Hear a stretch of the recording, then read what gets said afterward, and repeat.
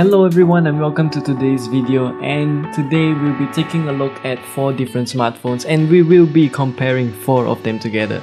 So first off, we have the ASUS ZenFone 3, and then we have the Samsung Galaxy A5 2016 version, and then we have the Galaxy A7 2016 version, and then there is the OPPO F1s. So let's start off by taking a quick look at the fingerprint sensor. As you can see right here, the ZenFone 3 has the fingerprint sensor at the back, right below the camera itself. So as you can see right here, it's quite fast, and the Galaxy A5 and 7, they both use the same sensor at the home button. You do require to press the button just like the OPPO F1s, but the F1s is a lot quicker. Then let us move on to our hardware benchmark. So we will be using Epic Citadel like we always do in our reviews. So right here, we do have to set it to ultra high quality at 100% resolution, and then we just let the app restart itself, and then we will benchmark. While we are benchmarking all these phones, let us talk about the specs. First off, we have the ASUS ZenFone 3 at the top left corner right there. It is running the latest Snapdragon 625 with an octa-core 2.0 GHz Cortex-A53 processor, and it is manufactured in 40nm process. So as you know, FinFET is a very big deal right now, especially in mobile devices.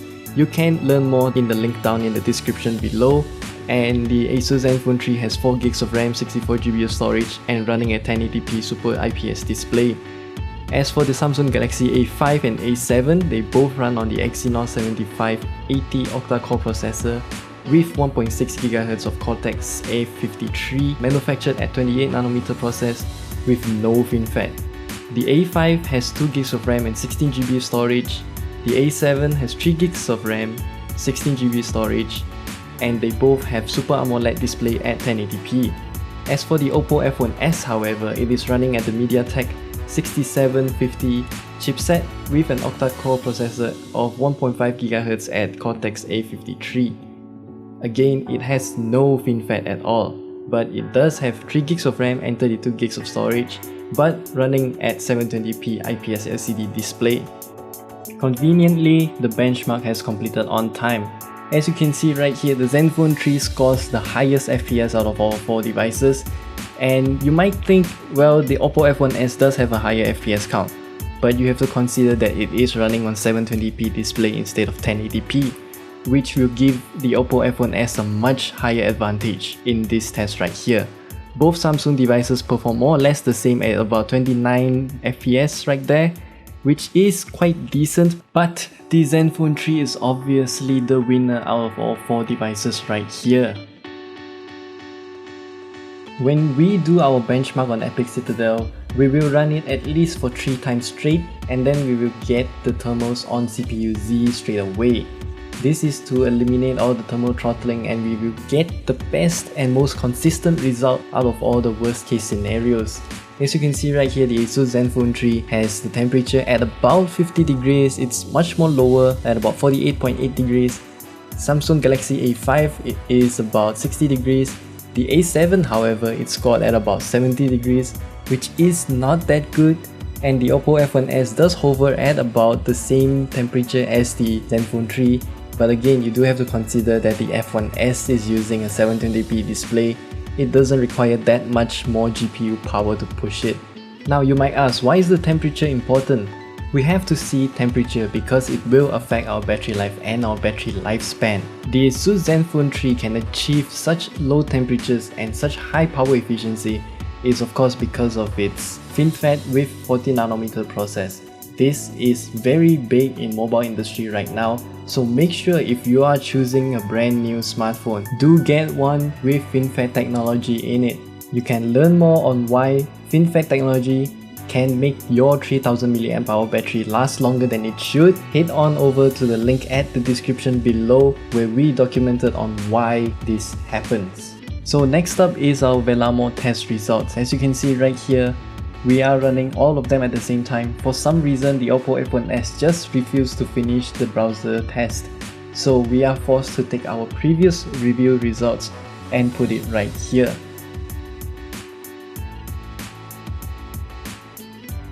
And when we have all the results right here, we can make a very clear comparison right here. As you can see right here, both Samsung devices, they both use the same chipset, so they perform more or less the same, no surprises there.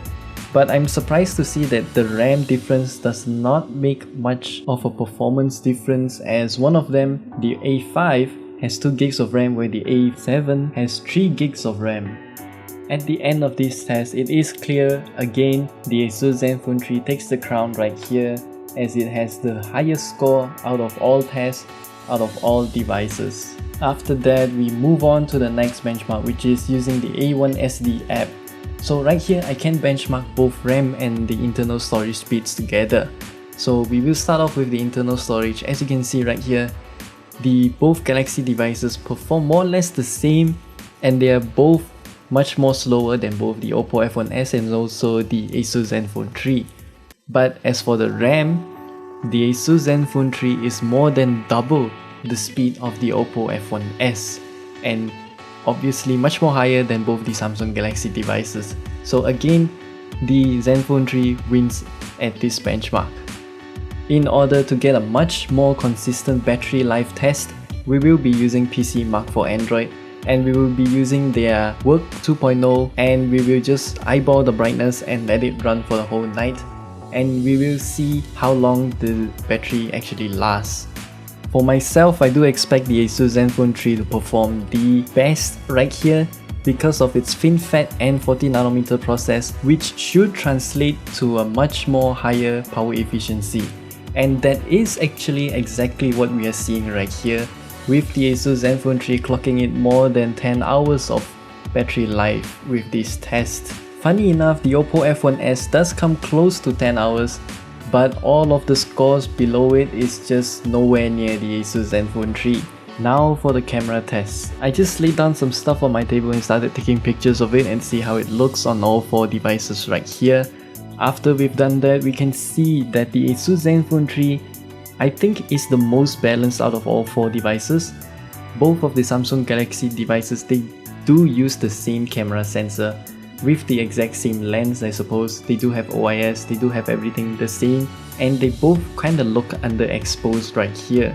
As for the OPPO F1s, it just somehow looks a lot more washed out at the orange part as compared to the ASUS ZenFone 3 and both Samsung Galaxy devices. As for the outdoor shots, we can see at the top left here with the ASUS ZenFone 3, which I think appears a little bit too underexposed, especially under the trees, that part, and all the black cars, especially the blue colored car.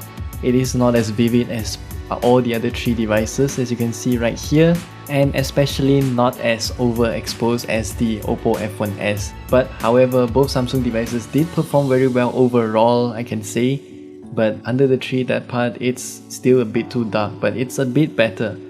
The OPPO F1s just looks like everything has the same brightness. I did not turn on HDR, but yeah, it looks very blue.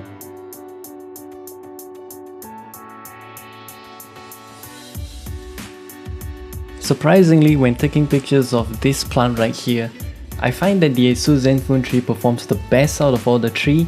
As you can see that the colors are well balanced, it's not too saturated, and it's not washed out like both the Samsung Galaxy devices right here. They just look like colors gone, I'm not too sure why. But as for the OPPO F1s, you can see that the green color is just way too saturated and it looks very unnatural. Moving on to the selfie camera test, all I can say is the ASUS ZenFone 3 somehow appears a lot more blue compared to the other 3 devices right here, as the other 3 devices just look kinda natural, I would say. It does bring a little bit of a yellow hue compared to the ASUS ZenFone 3. This might be to adapt lighting or just the skin tone color. Lastly, we do have a video test for you right here. As you can see, firstly we will start off with the ASUS ZenFone 3 like we always did, and thanks to the OIS and Tritech autofocus right here, video is actually very stable. I just abruptly vibrate the whole phone and it kinda maintains it very nicely. Same goes to the Galaxy A5 and A7, they all have OIS, but they do not have the Tritech autofocusing technology, and it takes quite a long time to focus on the subject itself. Again, same goes to the Galaxy A7, it performs exactly the same as the Galaxy A5, they are the same phone with the same camera sensor. after all.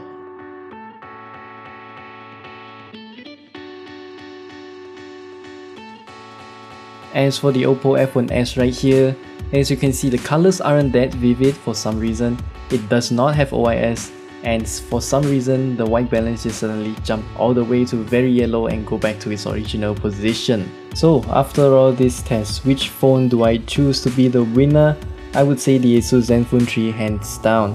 It has one of the best performance for this kind of price range out there right now, and it has a very beautiful design, as you can see right here, the reflection and the Zen design. I really do like it. It reminds me of the LG Nexus 4, which I absolutely adore. And guess what? You can actually get a ZenFone 3 for just 1,447 ringgit. Links down in the description below. Again, you can learn more about FinFET that it uses and why the battery can last so long. Everything is down in the description below. I highly advise you to learn about it so you do understand what you are buying before you even commit a single cent. So if you like this kind of video, do give us a thumbs up or subscribe. Much appreciated. Thank you for watching, and we will see you next time.